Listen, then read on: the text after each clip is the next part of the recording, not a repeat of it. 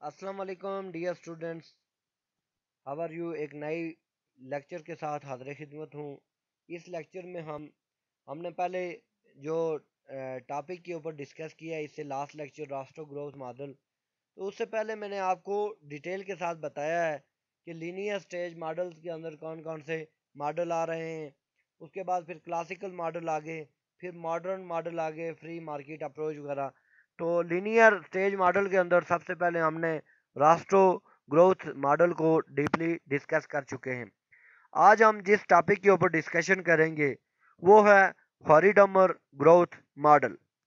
हॉरिडमर horrid और डमर दो economist हैं जिन्होंने एक मॉडल डेवलप किया है, और इन्होंने भी ज़्यादा जोर दिया है सेविंग के ऊपर।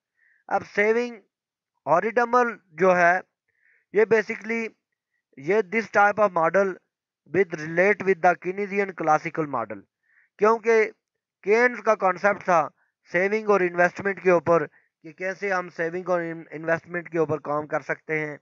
और क्लासिकल जो थे, क्लासिकल अप्रोच, वो कह रही थी the economics is based on the supply side economy. और वो डायरेक्टली उनका जो क्लासिकल का पॉइंट ऑफ व्यू था, वो कहते थे कि आप सप्लाई जनरेट करें, डिमांड ऑटोमेटिकली जनरेट हो रही है। तो these are all model is concern with classical approach, but Horidomar model is the model which is generate on the base of classical and Keynesian approach. So let's start our video lecture.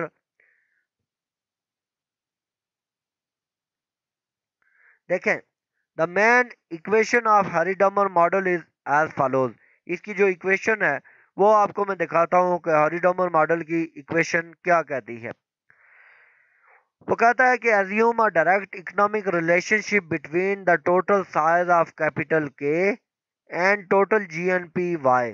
वो कहता है कि जितना capital growth करोगे, size of capital बढ़ाओगे, तो उसका जो है जीएनपी के साथ जो है वो क्या है कि रिलेशनशिप है, उनका आपस में रिलेशनशिप है जीएनपी और कैपिटल साइज का। वो कहता है फॉर एग्जांपल, अगर $3 of capital is always necessary to produce the $1 stream of GNP।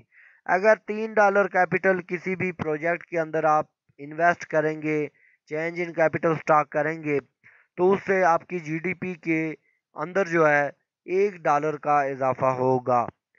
Then the capital to output ratio will be K over Y, that is equal to small k, that is equal to 3। तो वो कहता है कि capital और growth rate का जो ratio है वो 3/1, दैट इज इक्वल टू 3 है। यानी अगर $3 आप कैपिटल का लगाएंगे किसी प्रोजेक्ट पे, तो उसकी वजह से आपको जीडीपी ग्रोथ में $1 का इजाफा होगा। तो it's mean that K capital K capital है, वाई जो है वो जीडीपी ग्रोथ रेट है, K over Y is equal to small K, that is equal to 3। यानी 3 divided by 1, that is equal to 3। तो इसका आंसर जो आ रहा है वो 3 आ रहा है। नेक्स्ट, वो कहता है कि national saving ratio is fix proportion of national output. यानी सेविंग रेशियो जो है वो आउटपुट के ऊपर, यानी national saving ratio S is fix proportion of national output. S over Y का मतलब ये है कि कैपिटल सेविंग, कैपिटल एस का मतलब है saving, overall saving of the nation. Y का मतलब ये है कि जो ग्रोथ रेट है, यानी आउटपुट है, टोटल आउटपुट में जो सेविंग का शेयर है उसको एस ओवर वाई कहेंगे। So S is equal to small S over Y, यानी एस ओवर वाई जो है ना वो इक्वल टू स्मॉल एस के है। यानी शेयर जो है, ये इसको शेयर कहते हैं, share of national ratio. Ratio जो है किसकी, इसकी सेविंग और आउटपुट की। तो ये हमारे पास जो कैपिटल एस है वो इक्वल है स्मॉल एस और वाई के। तो S over Y is equal to small S, यानी ये एस है ना, ये एस। तो डियर स्टूडेंट, अगर इस एस के साथ वाई को डिवाइड कर दें, डिवाइडेड बाय वाई, तो हमारे पास आ जाएगा स्मॉल एस। तो ये जो वाई इधर अगर डिवाइड हो रहा है इस साइड पे आके मल्टीप्लाई हो जाएगा, तो हमारे पास जो कैपिटल फुल सेविंग है, यानी ओवरऑल सेविंग है, वो हो जाएगी एस इंटू वाई के इक्वल। Let's start another. अब देखिए अनदर स्लाइड्स। तो इन्वेस्टमेंट इज डिफाइंड, इन्वेस्टमेंट को किसे कैसे डिफाइन करेंगे, as change in the capital stock. Investment basically क्या है कि कैपिटल स्टॉक में जो चेंज आ रहा है, I is equal to delta K, it follows that K over Y, capital over output is equal to small K, capital over output is equal to small K, और capital और output is equal to small K. अगर हम इनके साथ delta लगा दें, delta के और डेल्टा वाई, देखिए डेल्टा के साथ मल्टीप्लाई भी कर दें के को और डेल्टा के, डेल्टा बेसिकली स्टूडेंट डेल्टा कहते हैं रेट ऑफ चेंज को, यानी ये कैपिटल के ओवर वाई स्मॉल के है ना, तो ये इसका मतलब ये हुआ कि हमारे पास एवरेज यानी हमारा रेशियो है कैपिटल ओवर आउटपुट की, तो ये हमारे पास स्मॉल के इक्वल है। लेकिन डेल्टा के ओवर डेल्टा वाई यानी चेंज इन कैपिटल स्टॉक और चेंज इन आउटपुट जो है वो हमारे पास स्मॉल के इक्वल है। तो हम ऐसा कर सकते हैं कि देखें चेंज इन के तो इधर ही है, change in Y is equal to small K, change in Y जो है वो हमारे पास से डिवाइड हो रही है चेंज इन के साथ, और अगर इस चेंज इन वाई को हम आगे दूसरी इक्वेशन के साइड पे मल्टीप्लाई कर दें तो small K into Y is equal to delta change K. तो अब चेंज इन कैपिटल जो है ना वो किसके इक्वल है, हमारे पास ऑलरेडी हम एज्यूम कर चुके हैं कि जो कैपिटल में चेंज होता है, कैपिटल डियर स्टूडेंट आपको इसका समझ नहीं आएगा कैपिटल क्या होता है। कैपिटल वो सरमाया होता है जो किसी भी बिजनेस को स्टार्ट करने के लिए आप पहले ये लगाते हैं। जिस तरह के आपने इंडस्ट्री स्टार्ट करनी है तो उसके लिए आपने बैंक से लोन ले लिया है, और वो अमाउंट जो लोन लेके आप अपने फैक्ट्री के अंदर या उसमें अपने प्रोजेक्ट के अंदर इन्वेस्ट करना चाहते हैं उसको कैपिटल कहते हैं। जितना चेंज इन कैपिटल स्टॉक होगा वो आपके पास इन्वेस्टमेंट के इक्वल होगा, यानी आपकी उससे इन्वेस्टमेंट क्या हो जाएगी, बढ़ जाएगी। तो यार अगर आप इक्वेशन को देखें तो K over Y is equal to small K, और जब हमने इसके साथ डेल्टा लगा दिया तो डेल्टा के डेल्टा वाई, और आप सोच रहे होंगे ये स्मॉल के साथ हमने डेल्टा क्यों नहीं लगाया, तो ये एक कांस्टेंट टर्म है, तो इस कांस्टेंट के साथ डेल्टा चेंज नहीं होता है। आपको पता है कांस्टेंट कभी चेंज नहीं होता है। जिस तरह के आप अगर आप चेयर पे बैठे हुए हैं तो आप जो है वो वेरिएबल हैं, और चेयर कांस्टेंट है और ये फिक्स है, ये कभी चेंज नहीं होती। सो अगर हम इनके साथ डेल्टा लगा के हमारे पास स्मॉल के आया है, और डेल्टा के जो है वो इक्वल टू ये जो डेल्टा वाई इधर डिवाइड हो रहा है दूसरी साइड पे जाके इक्वेशन के मल्टीप्लाई हो जाएगा, के इंटू डेल्टा वाई हो जाएगा, that is equal to I, that is equal to I, क्योंकि चेंज इन जो कैपिटल है वो इन्वेस्टमेंट के इक्वल है। So because the total national saving, saving जो है वो आपको पता है इन्वेस्टमेंट के इक्वल होते हैं according to Keynesian rule, S is always equal to I, saving is equal to investment.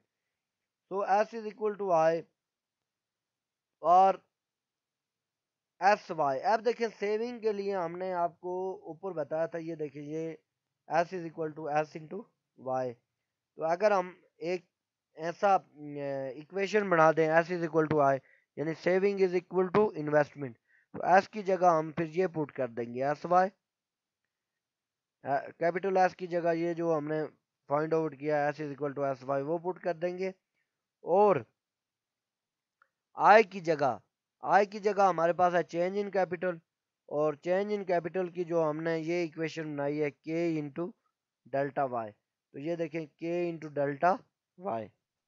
सो अगर हम नेक्स्ट मूव करें, dividing the both side of equation first by Y, तो बोथ साइड इक्वेशन को किससे divide किया, ये जो इक्वेशन हमारे पास आई है ना ये वाली, इसको हमने डिवाइड कर दिया वाई के साथ। तो देखें S Y divided by Y, K into delta Y divided by Y, ये देखें एस वाई इसको डिवाइडेड कर दिया वाई के साथ, के इंटू डेल्टा वाई को भी डिवाइड कर दिया वाई के साथ।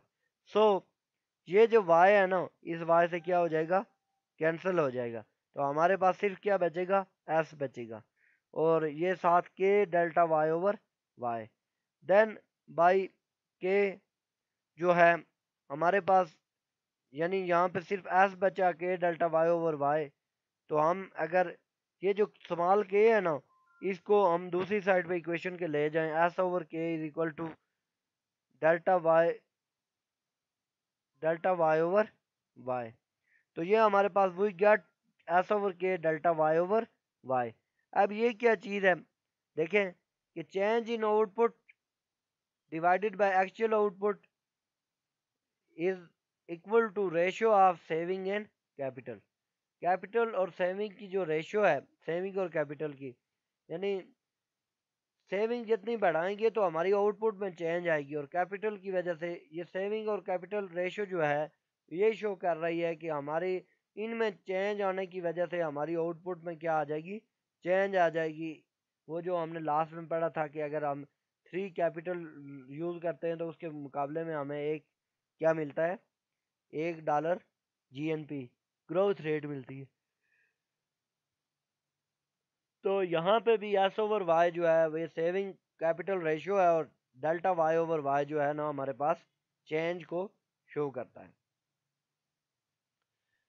तो अब इसकी अगर डिस्क्रिप्शन देखें, रेट ऑफ चेंज और rate of growth of GDP as percentage change in GNP must be equal to national saving ratio divided by national capital output ratio.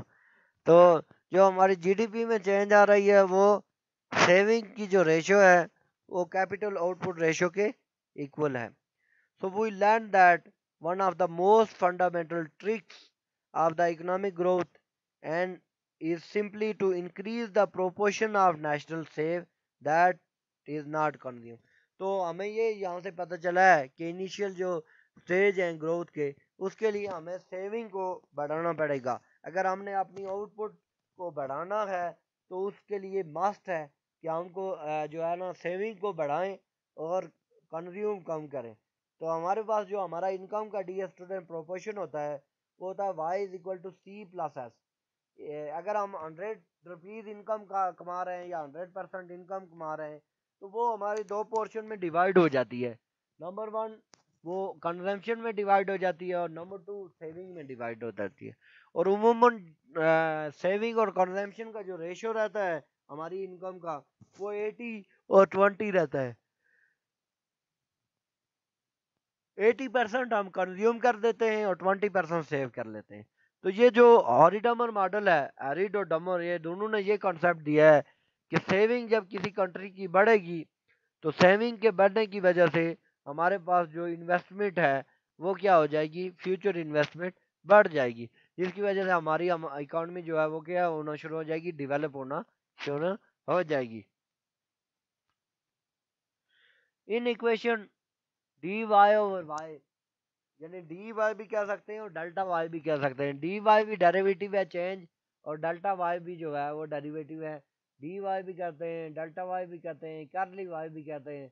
In equation D Y over Y is equal to S over K we can increase the D Y over Y the rate of GNP growth as follow. तो जब हम D Y over Y को increase करेंगे तो यानी saving को increase करने से हमारी ग्रोथ रेट क्या होगी, इंक्रीज होगी। अब देखें इसकी मिसाल क्या है। Assume that the capital output ratio in some less developed countries, LDC का मतलब है less developed countries, is 3 K over Y is equal to 3 and the aggregate saving S over Y, यानी स्मॉल एस जो है वो हमारे पास है 0.066% of GNP.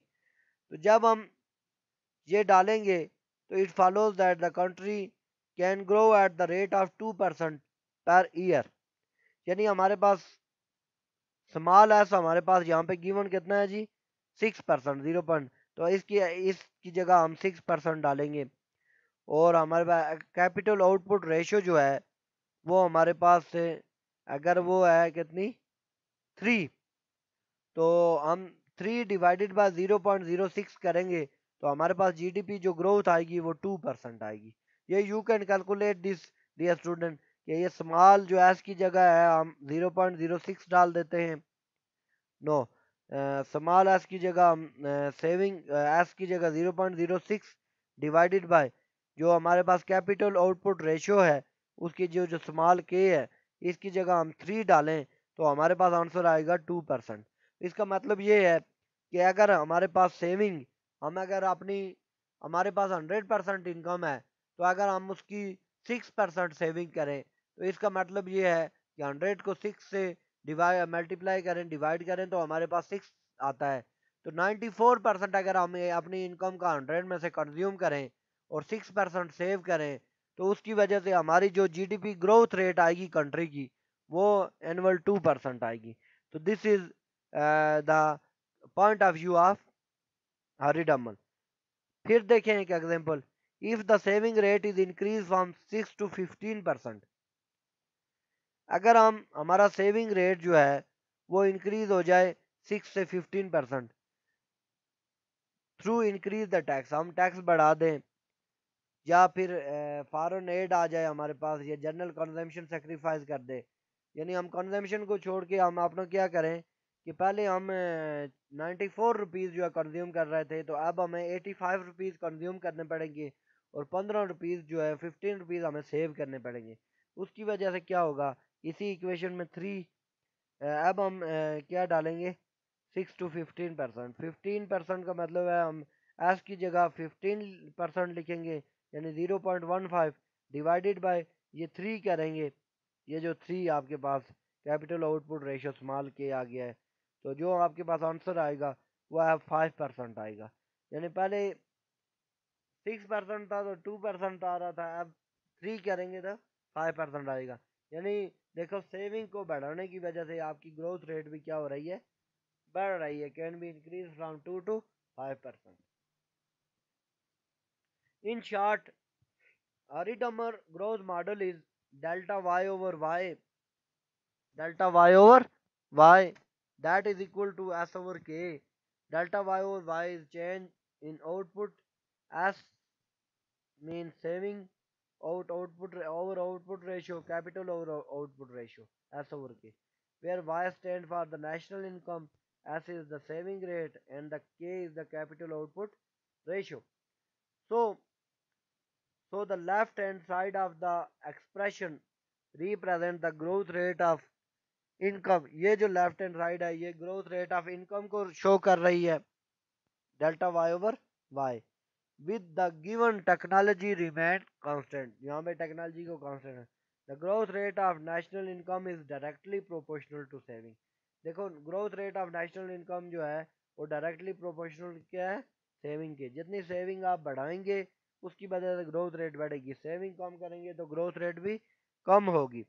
So saving rate of economy.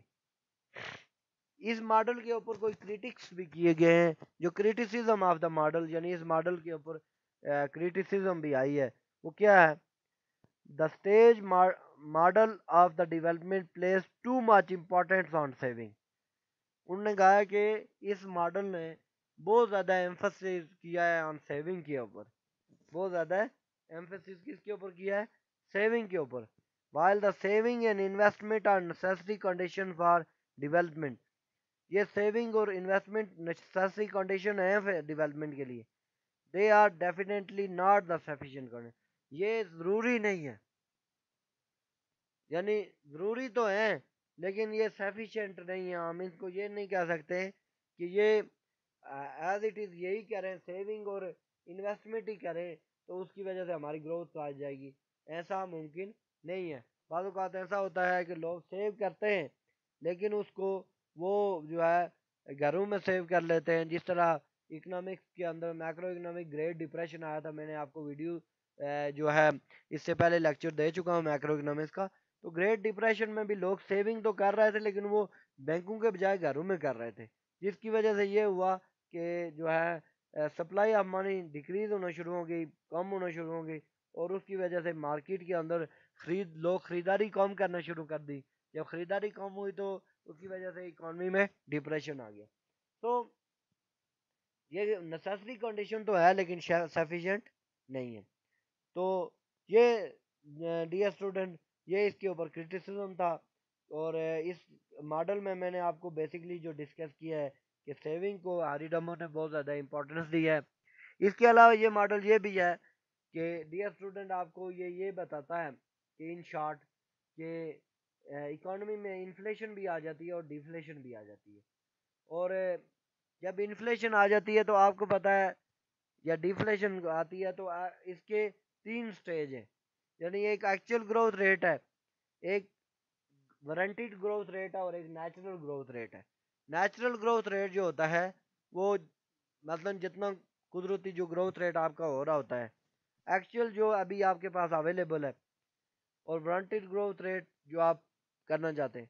तो अब क्या होता है कि अगर आपका एक्चुअल ग्रोथ रेट जो है पोटेंशियल या ग्रोथ रेट से, नेचुरल ग्रोथ रेट से बढ़ जाए, तो इसका मतलब ये है कि आपकी मार्केट में सप्लाई ज़्यादा हो जाएगी। जब प्रोडक्ट की सप्लाई ज़्यादा हो जाएगी तो ऑटोमेटिकली प्राइस कम हो जाएंगी। जब प्राइस कम होंगी तो आप डिप्रेशन में चले जाएंगे, जिसको कहते हैं डिफ्लेशन। और अगर आपका एक्चुअल ग्रोथ रेट जो है वो नेचुरल ग्रोथ रेट से कम हो जाए, यानी इसका मतलब ये हुआ कि आप अभी जो है आपने मार्केट के अंदर आपकी एक्सेस सप्लाई नहीं है लेकिन डिमांड है, तो उस वक्त क्या होगा कि मार्केट की प्राइसेस एकदम अप हो जाएंगी। जब प्राइसेस बढ़ेंगी तो इट्स मीन दैट कि मार्केट के अंदर इन्फ्लेशनरी प्रेशर आ जाएगा और मार्केट इन्फ्लेशन में चली जाएगी। So this is the basic clue of Harrod and Domar model. Thank you so much for listening my video. I hope this video is beneficial for you and you will get a